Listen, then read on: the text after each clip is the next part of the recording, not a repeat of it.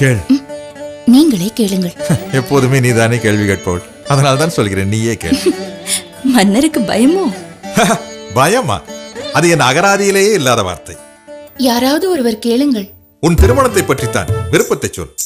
என் விருப்பம் தங்களுக்கு தெரியாதா? நிறத்தில் வெண்மை, பட்டின் வெண்மை, சொக்கத்தங்கம், மின்னும் வைரம், இசையில் வீணை, இவ்வளவுதானே?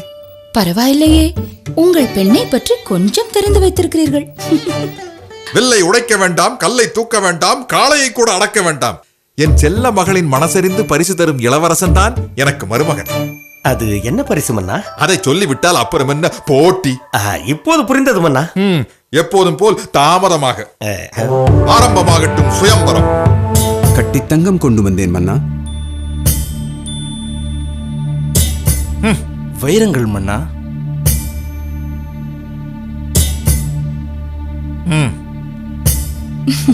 முத்து மணிகள் ராஜா. மல்லிகை பூக்கள் மன்னா. மதுரைக்கே மல்லிகையா?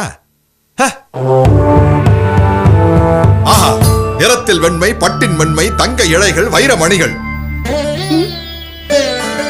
இதோ என் மகள் கேட்ட வீணை. ஆஹா, கல்யாணத்திற்கு வரம் தேட சுயம்பரம், கல்யாண பட்டிற்கு என்றும் ஒரு இடம் போத்தீஸ். பலே கொண்டு வந்தது போத்தீஸ் புடவை, வென்று சென்றது என் மகளின் மனதை.